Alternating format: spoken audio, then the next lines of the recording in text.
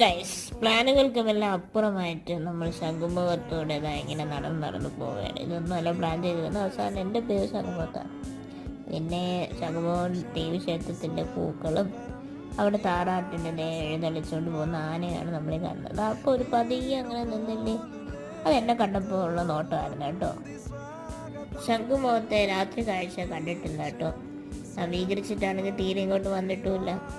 അങ്ങനെ നവീകരിച്ച് ശംഖുമുഖത്തെ രാത്രി കാഴ്ചകൾ കാണാനായിരുന്നു വന്നത്.